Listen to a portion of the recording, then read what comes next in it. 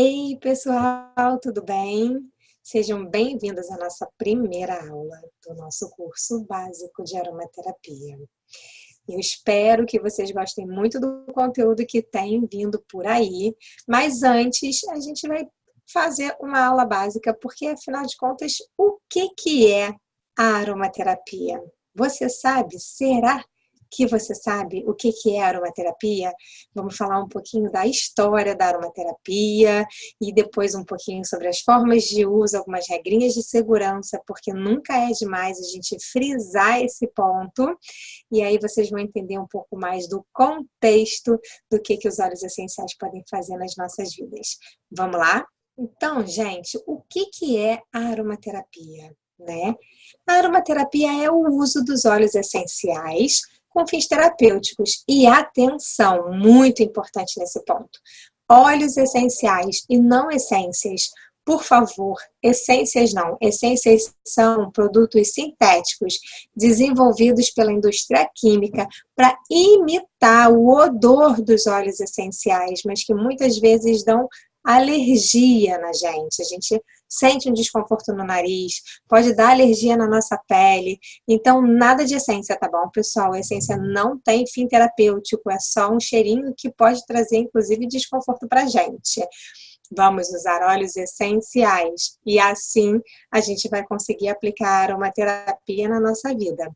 A gente trata de desconfortos de forma holística na aromaterapia, porque muitas coisas, às vezes, que a gente sente estão vindo da nossa cabeça. Então, a gente tem sempre que pensar que na aromaterapia a gente tem a oportunidade de cuidar das causas daquilo ali. Vou dar um exemplo. Um caso de psoríase capilar que estava há muitos anos com a pessoa e que tinha um fundo emocional. E a gente começou a utilizar a lavanda e aos poucos essa psoríase, obviamente, a gente cuidou também localmente com um shampoo preparado com os óleos essenciais e aos poucos foi se dissipando essa psoríase capilar e o processo ficou muito mais controlado. Coisa que há 40 anos nenhum dermatologista com nenhum produto químico sintético tinha conseguido. Bacana, né? Então, por isso que a gente vai sempre na aromaterapia se perguntar por que eu estou sentindo isso? Por que eu estou com esse desconforto? Para que a gente consiga ir na causa do problema sempre que possível, tá bom, pessoal? Pela primeira vez, o termo foi usado em 1937 por René Maurice Gattefossé. E essa profissão de aromaterapeuta ou a aromaterapia, de alguma forma, ela é exercida desde Hipócrates, em 3.500 anos antes de Cristo, e ele usava aromaterapia com os seus alunos. René Maurice Gattefossé, ele era um químico que estudava uma série de coisas e um dia, num dos seus experimentos, ele se queimou e queimou a mão muito fortemente e ele instintivamente começou a cuidar daquela mão imediatamente quando ele mergulhou a mão num balde de óleo essencial de lavanda que ele estava fazendo. E não é que o alívio passou imediatamente. Se vocês já se queimaram e já passaram lavanda, vocês sabem do que eu estou falando. E daí ele ficou espantado com tudo o que tinha acontecido e o que ele tinha sentido e começou a estudar ainda mais as propriedades daquele óleo essencial e começou a perceber propriedades magníficas nos óleos essenciais. De onde que os óleos vieram, né? Bom, os óleos essenciais, eles são o sistema imunológico das plantas. Tem uma teoria que os óleos surgiram quando as plantas submergiram, né? As primeiras plantas que apareceram lá atrás, antes mesmo dos dinossauros, foram as coníferas. E as plantas, então, saíram do meio aquoso e foram para o meio terrestre. E, de repente, elas se depararam com uma série de adversidades que elas precisavam se proteger. O sol, micróbios, parasitas, né?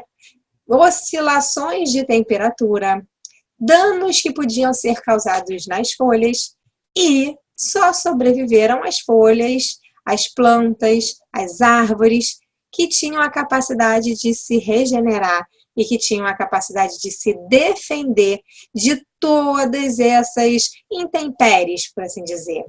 E a forma delas se defenderem foi o surgimento dos óleos essenciais. Então, os óleos essenciais ajudaram as plantas a combater todas essas ameaças. Então, eles são antimicrobianos, fungicidas, bactericidas, cicatrizantes, porque, afinal de contas, as plantas tinham que se defender disso tudo. Então, às vezes, a gente pensa, ai, Fabi, comecei a estudar e eu tenho a sensação de que todos os óleos essenciais servem para tudo. Deixa eu contar, de uma certa forma, é verdade. Porque todas as plantas têm que se defender de todas essas intempéries. Mas algumas plantas vão ser mais bactericidas, outras vão ser mais fungicidas, outras vão ser mais antivirais e assim por diante, porque tudo depende de qual é o habitat natural, onde aquela planta teve que sobreviver. Por isso que é tão importante a origem daquela matéria-prima. De onde veio aquela planta que está gerando aquele óleo essencial? Para a gente saber se realmente as propriedades terapêuticas vão estar condizentes com aquilo que a gente está esperando para os óleos essenciais. Vocês vão ver quanta coisa bacana tem em cada um desses elementos da natureza maravilhosos. E o que são, continuando? Então, são substâncias naturais criadas pelas plantas, como a gente já disse, moléculas aromáticas que dão às plantas seus aromas distintos. Moléculas pequenininhas e leves que são extraídas por destilação ou prensagem a frio a partir das plantas de diversas partes, pode ser da folha, pode ser do tronco, da resina, da casca, pode ser da raiz, pode ser da flor, pode ser do fruto, da semente. São substâncias solúveis em óleo, em base oleosa, base graxa e não em água, apesar do óleo essencial não ser oleoso, mas ele não se dilui em água, tá bom, pessoal? Isso é muito importante da gente lembrar. São substâncias altamente concentradas que têm sido utilizadas há milhares de anos, como eu disse lá de Hipócrates, e atualmente são estudadas pelos seus benefícios para a saúde. E aquele conhecimento que ele era empírico, passado de geração para geração, e que agora os cientistas estão dando cada vez mais importância, porque a gente começou a perceber que a gente está refém de uma série de substâncias sintéticas que causam uma série de efeitos colaterais no nosso corpo. E também já se sabe que uma boa parte das doenças da modernidade poderiam ser evitadas apenas com ajustes no dia a dia, no estilo de vida das pessoas. Então, por que a gente vai ficar se entupindo de coisas que causam efeitos colaterais e não vai procurar resultados na natureza, não é mesmo? Como é que eles são extraídos, gente? Podem ser extraídos por destilação a vapor, esse é o método mais comum, tá? Normalmente utilizando com óleos essenciais que são provenientes de folhas, de troncos e sementes, tá? Então, é todo um aparato onde você tem uma caldeira, e aí você esquenta aquela caldeira de água, o vapor então vai passar pelas plantas, né, folhas, troncos e sementes, e vai sair então um vapor de água com gotículas de óleos essenciais que foram extraídos na medida em que passou aquele vapor, e aí você vai para um condensador para você poder condensar a água e o óleo essencial, que não se misturam. Então você vai ter uma solução com duas partes, uma parte de água e uma parte de óleo essencial. O óleo essencial ele é mais leve, vai ficar por cima e aí você consegue drenar o óleo essencial. E em alguns momentos, em alguns óleos essenciais, isso dura horas. E quanto mais tempo você leva destilando, quanto mais você investe no seu processo de destilação, mais puro e concentrado é o seu óleo essencial. E tem alguns componentes químicos a mais que você consegue extrair daquelas plantas. E isso faz diferença também na qualidade do resultado que você vai obter ao usar o seu óleo essencial. Bom, outra forma é a prensagem a frio. Isso muitas vezes é feito para as frutas cítricas. Por quê? Porque sabe aquele espremedor de laranja que a gente vê em alguns lugares, que pega a laranja inteira e espreme, industrial, sabe? Espreme a laranja com casca e tudo, aí sai aquele suco que tem, às vezes, uma acidez a mais, porque está espremendo a casca.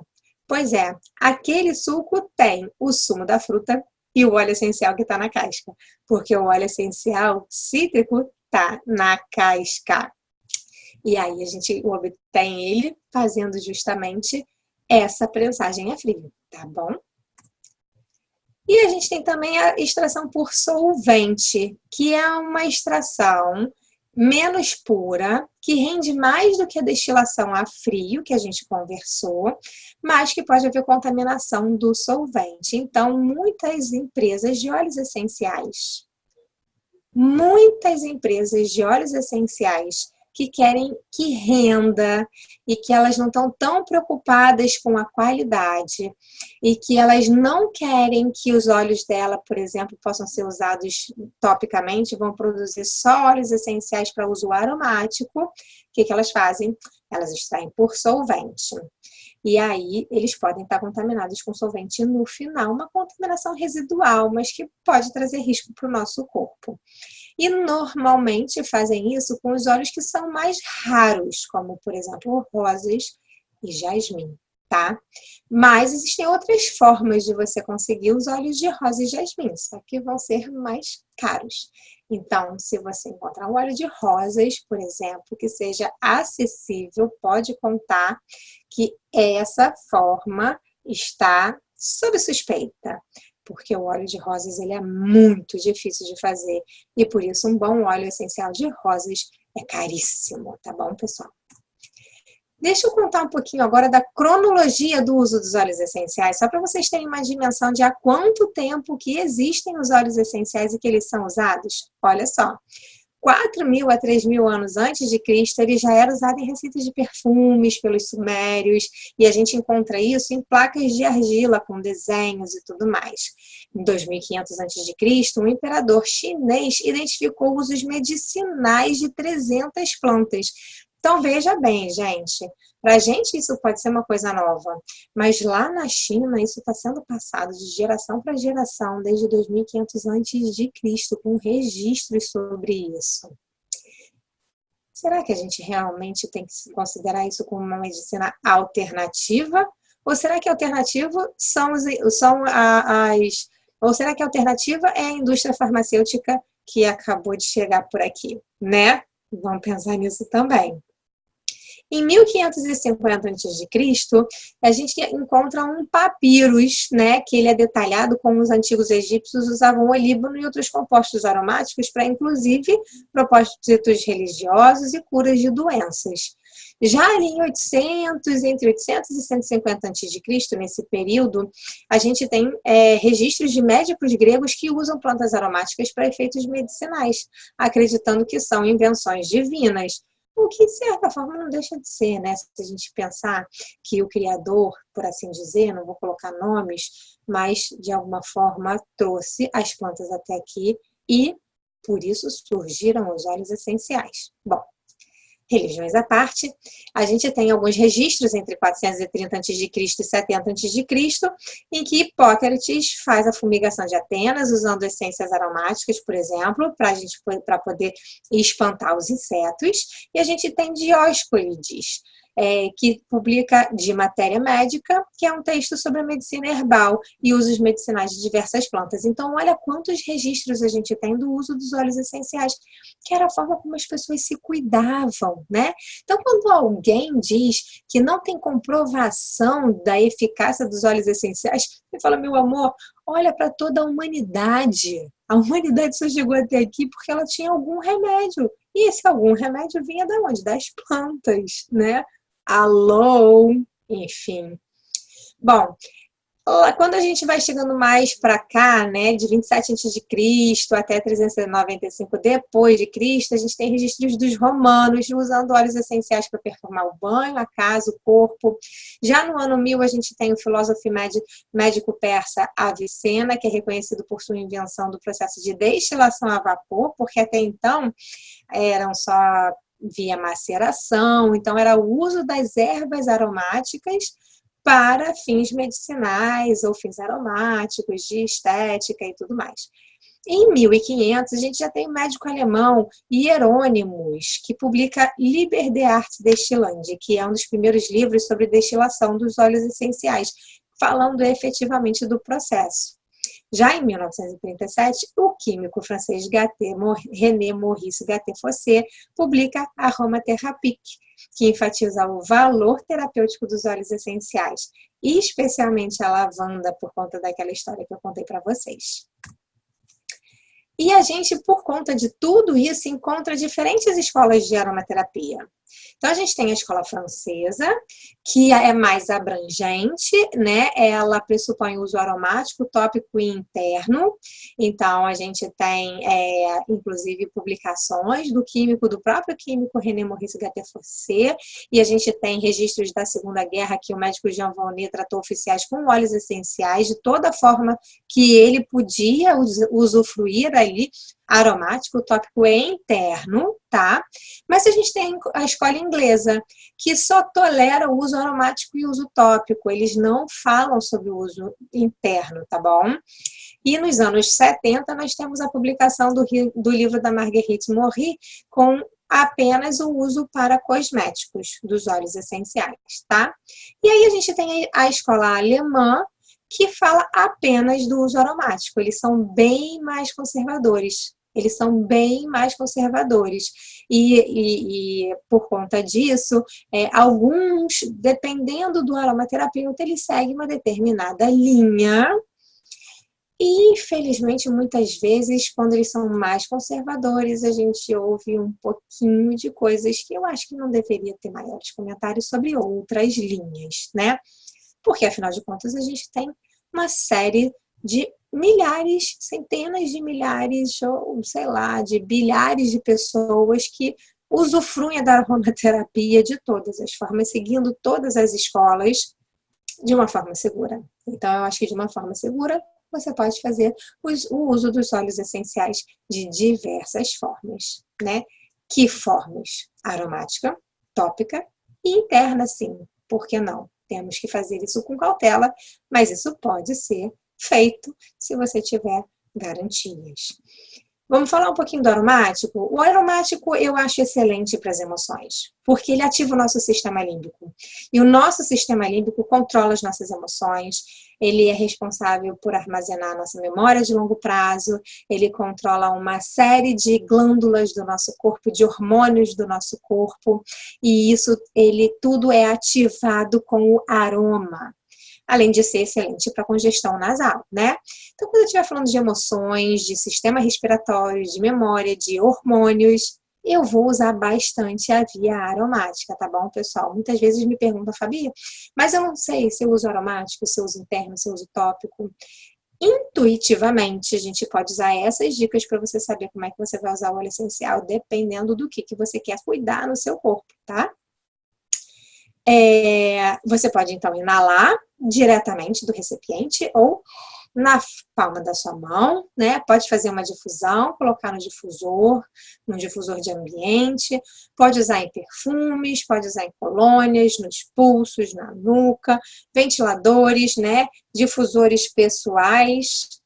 E algumas sugestõezinhas de forma de uso aromático, se você quiser botar no difusor de ambientes, por exemplo, se você quer mais romance da parte dela, ylang-ylang com sálvia, ou mais romance da parte dele, o sândalo havaiano com capim-limão.